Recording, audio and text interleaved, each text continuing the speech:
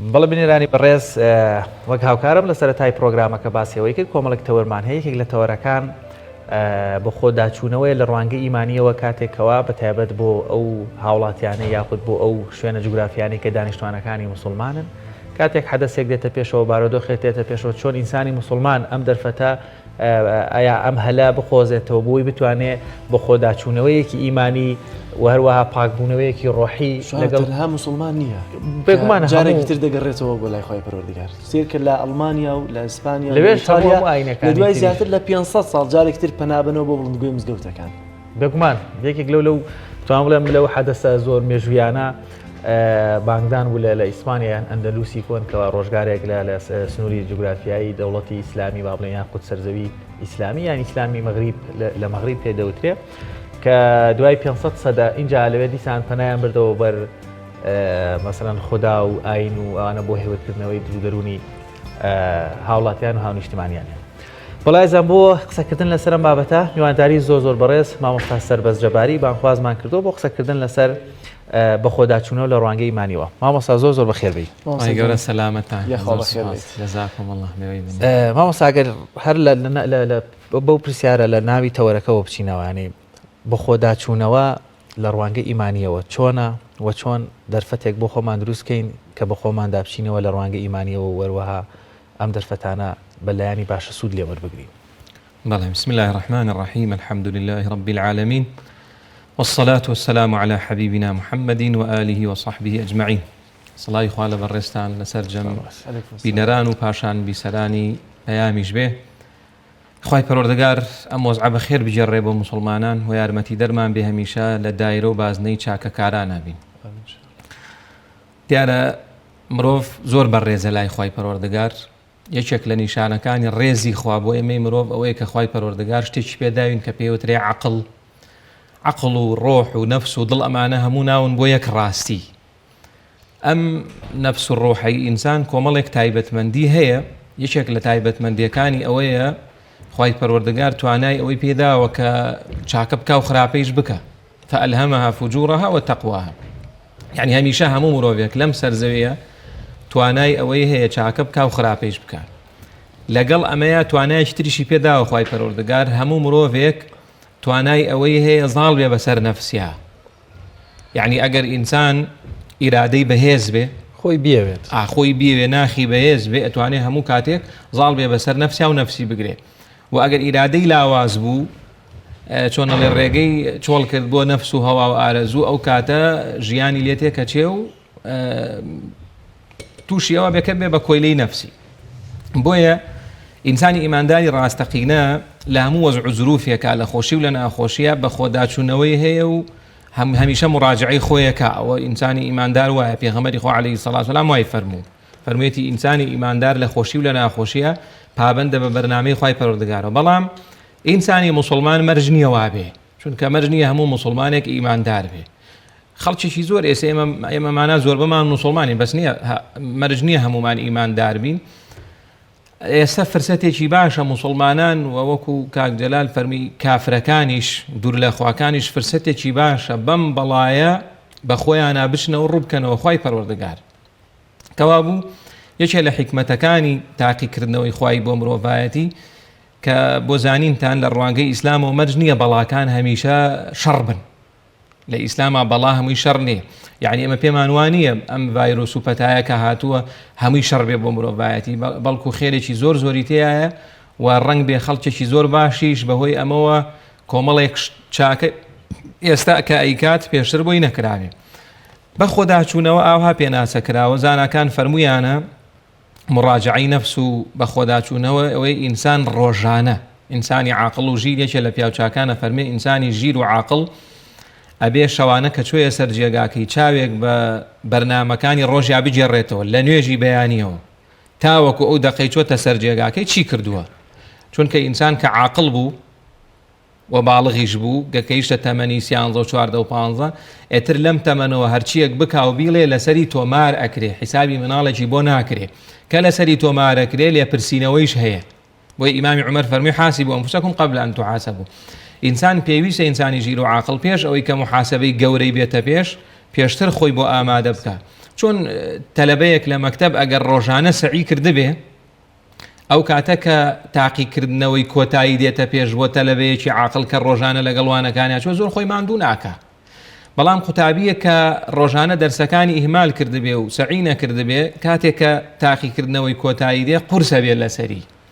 ئێمەی شوین ئەوەی کە ڕۆژانە بە خۆداچوونەوە لەگەڵ خۆیاکە و محاسبەی خۆیەکە و لێپرسینەوە لەگەڵ خۆیاکە کاتێکە لێپرسینەوەی خوایی دێ و قیامەت دێ بۆ ئەم ئاسانە قۆناغەکانی قیامەت. بەڵام ئەوەی کە ڕۆژانە کار و کردەوە ئەکاو بە تایبەتیش لەو ڕۆژگارەیە بەداخۆمە زۆر غافڵین. خەڵکی ئێمە زۆر بێ ئاگایە لێپرسینەوەمان زۆر کەمە لەگەڵ خۆمانە بۆیە لێپرسینەوەی خوایش قورسە بێت لەسەرمان. ئەگەر بەم شێوازە بڕوای ئینسان مێشکی خۆی ماندوو کا بە شتێکەوە کە سوودی بۆی نییە بۆ دنیا و بۆ دوار ڕۆژی بێگومان ئەم کەسە محاسبەی خوای قورسە بێت لەسەری و ئەگەر ئینسانێک لەم وەزع و زروفەیە پند وەرنەگرێ بێگومان ئەم کەسە دۆڕاوە. بۆیە ئینسانی عاقڵ و ژیر ئەو کەسەیە لە هەموو قۆناغەکانی ژیانە لە خۆشیەکان و ناخۆشیەکان هەوڵەدا پند وەرگرێ بە تایبەتی لە ناخۆشیەکان. ماوەستا من ویستم بۆ پرسیارە بکەم بۆ ئەوانەشی کە ئیماندارن بۆ ئەوانەشی با بڵین کە موسڵمانن بەتایبەت ئەم قۆناغی کە ئێستا هاتۆتە پێشەوە با بڵێن قەدەغەی هاتووچۆ هەیە کۆمەڵێکی زۆر لە هاونیشتمانیان لە هەرێمی کوردستانە ڕەنگە بژێوی ژیانیان لەسەر ئەو ئیشەی ڕۆژانەیان بوو بێتیان ئەو دەرفەتانە یاخود ئەو پێشنیاران ئەو ڕێنمایانەی تۆ لە ڕووی شەرعەوە بۆ هەموو مسلمانێک بۆ هەموو ئیماندارێک بۆ هەموو بەتایبەت ئەوانەی کە لە ڕووی مادیەوە باشن چۆن بەدەر لەوەش مەسەلەن ئەمە بە دەرفەت بزانن بۆ بە خۆداچوونەوە و بۆ خێرکردن و بۆ نوعەتی خێرکردنەکان کە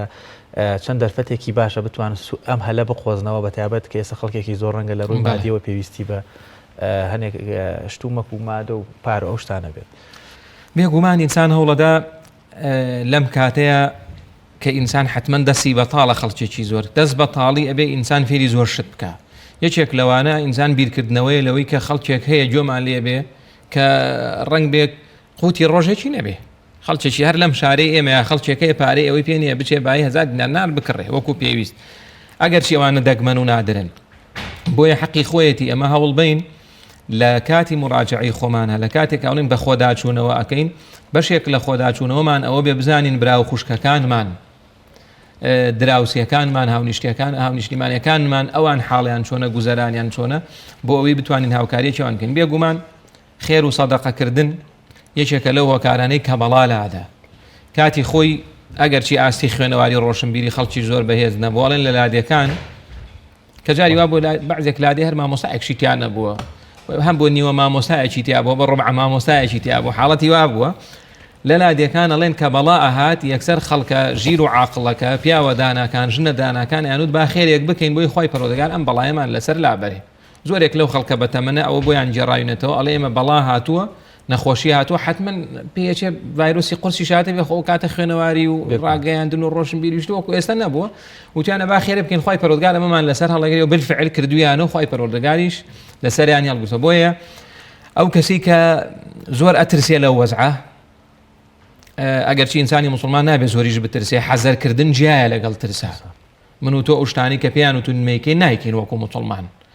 و ڕنگ بێ هەندێک لەو ڕێنمانەی کە ئێسا ئەوترێ ئێمە پێشوتریش هەر ئەوەمان هەبوو بێ یعنی ئێمە بوون هەرچی عیلام و ڕاگەیاندن بە مسلمان و نامسلمان وڵێ دەستان بشۆن باشە ئێمە پێشوتریش هەر دەستمان شۆردووە وەکو حەدیث 1400 ساڵ ئەیوانی پێغەمبەری خوا عەلەیهی سەڵات وسەلام فەرموویەتی کە نانتان خوارد دەستان بشۆن فەرموویەتی کە شەو خەوتن دەست نوێژ بشۆن ئەمانە ئێمە پێشتر وەکو دین کردومانە یعنی ئەم حەزەرێمە پێشتریش هەمان بۆ وەکو مسلمان. بەڵام ترسان لە ڤایرۆسەیەک زۆر کێشەیە یعنی ئینسان ئەوەنە بترسێ و دڵە ڕاوچەی زۆر بێ ئەگەر هیچیشی نەبێت تووشی شتە بێ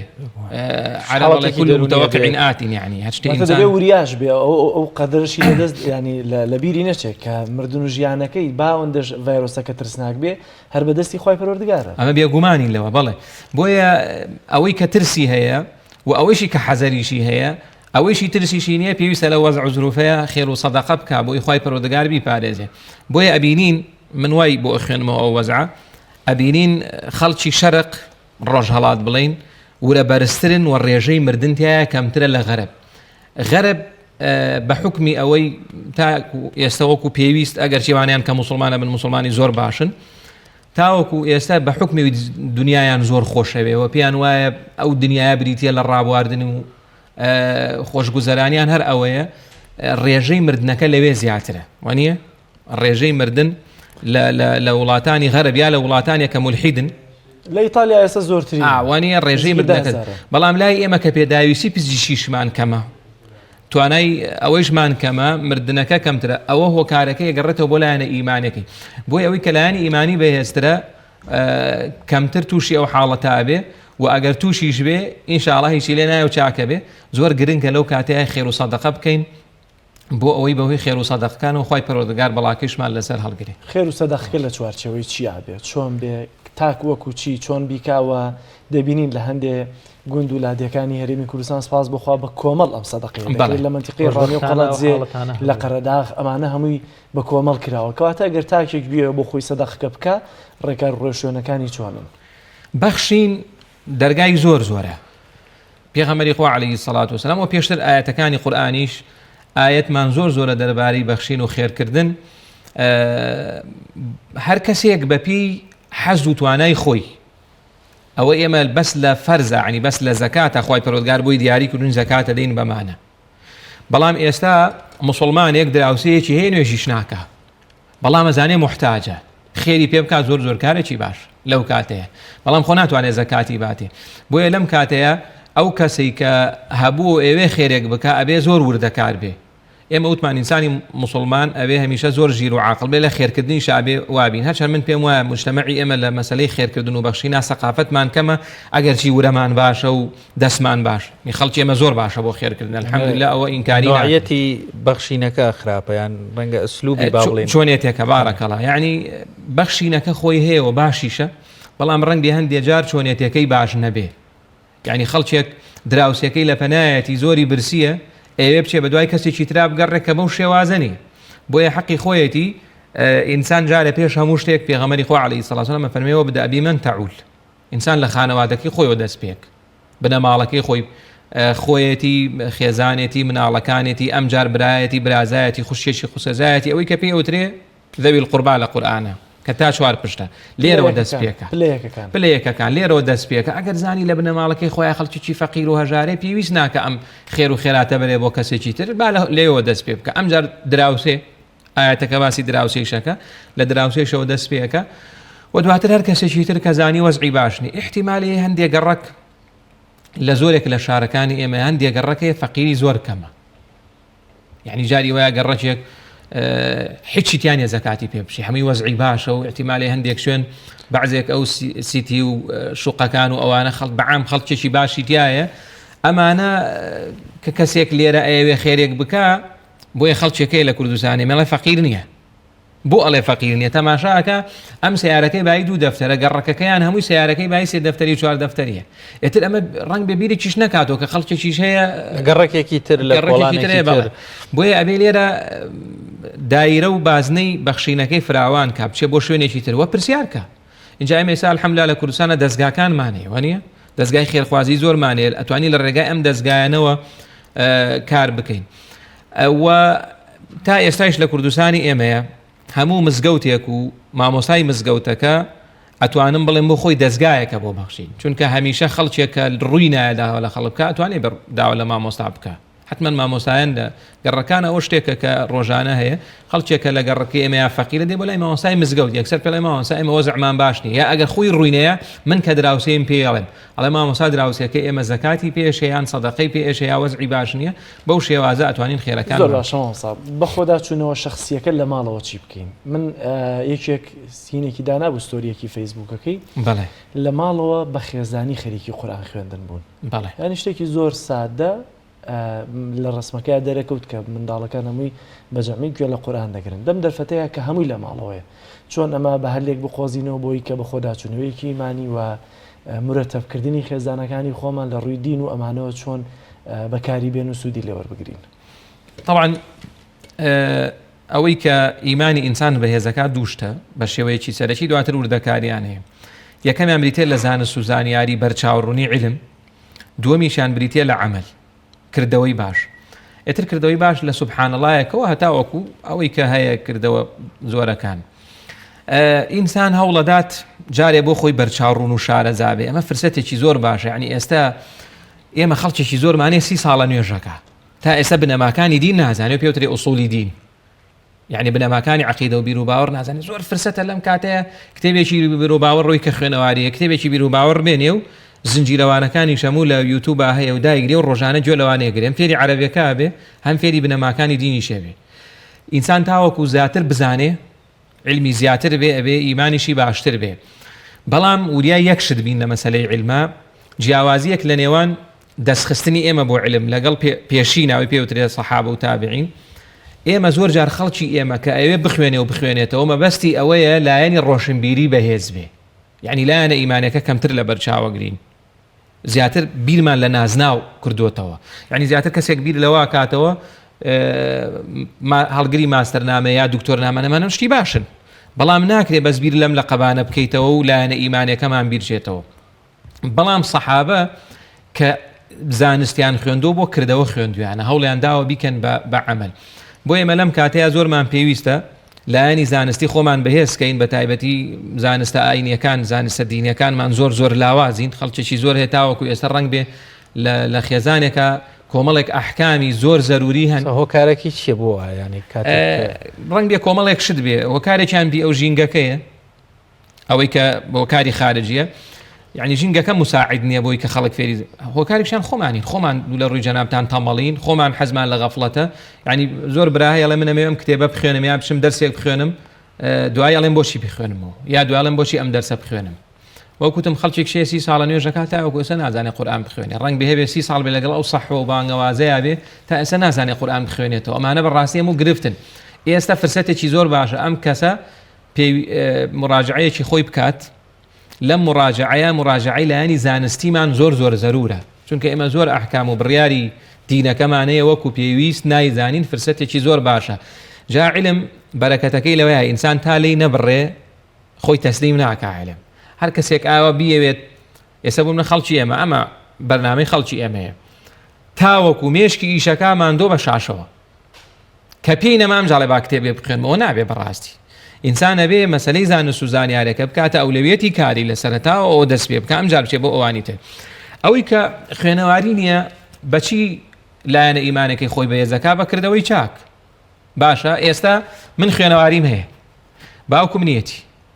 باوکم نوێژی بەیانی لە کاتی خۆیان کردووە سونەتەکانی کردووە زکرەکانی خوێندووە ڕەنگ بێ چەند تەسبیح سوبحان الله والحەمدولله و زکرەکانی خوێندوێ منیش کە خوێنەوارم بە حیساب نوێژی بەیانیم لە کاتی خۆیان نەکردووە زکرەکانم نەخوێندووە دوو دوعای ڕێکوپێکم نەکردووە شەو نوێژم نەکردووە کاممان لای خوا باشترین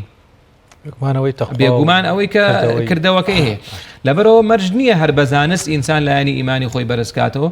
بۆیە ئەکرێ خەڵکێکیشمان هەیە ئێستا ئێمە لایەنی ئیمانی زۆر لە ئێمەی خوێنەوار باشترە چونکە ئەوەی کە ئەیبیسیە لە چاکە یەکسەر جێبەجێەکە لەبەرەوە عەمەل زۆر گرنگە ئەوە زۆر گرنگە ئەو برایە کە ئەوەی داگرتووە دەستی خۆش بێتە نمونەیەکی زۆر باش ئێمە هەوڵ دەین لە ماڵەکانە ختمەمان هەبێ بە تایبەتی ئێمە لە سەرەتای مانگی شەعبانین لە هەفتەی یەکەمی شەعبانین سەحابە و تابعین بەشێک لە بەرنامەی ژیانیان مانگی شەعبانیان تەرخانە کرد بۆ مراجعەیەکی باشی خۆیان و خوێندنەوەی قورئان بۆیە ئامادە من بۆ مانگی ڕەمەزانیان بەڵێ یعنی هەندێک لە سەلەف لە تابعین لە مانگی شەعبانە وازیان لە کاسبی ئێنا بە ئیختیاری خۆیان نەکۆکو ئێستا بێن بە زۆر وازمان پێلێنە یعنی بە ئێستا خۆی پەروەردگارەوەی پێداین ئێستا مانگی شەعبانە فرسەتە بۆی ئینسان لە ئێستا ختمەکانی قورئانی دەست پێ بکە بزانێ قورئان بخوێنێتەوە کردەوە چاکەکانیشی وتراوە شەعبان ڕاتیبەی ڕەمەزانە چۆن ئێمە لە نوێژی فەرزار نوێژی هەموو فەرزێک ڕاتبەمانیە لە پێشەوە دوو ڕکاتیان چوار ڕکات ئەم نوێژە ڕەواتبە بۆچی دانراوە بۆی بەباشی بچتە ناو فەرزەکەەوە مانگی شەعبان بۆیە پێغەمبەری خوا عەلەیهی سەڵات و سەلام زۆر گرنگی پێداوە سەحابە و تابعینیش بۆ ئەوەیە کە بەباشی بچینە ناو مانگی ڕەمەزان زۆر باش مامۆستا دوایین ڕێنماییت یا دوای نەسیحەتت بۆ بینەرانمان زۆر بە کورتی لەبەری دەرفەتمان نەماوە تۆ لەسەرەوەی کە ئەم دەرفەتە کە هاتووەتە پێش ڕەمەزانمان لە پێشە بە خۆداچوونەوەیکی ئیمانی لە خۆیاندا بکەن یەک قسە بۆ خۆم و بۆ هەموو کەسێک کە گوێی لێمانە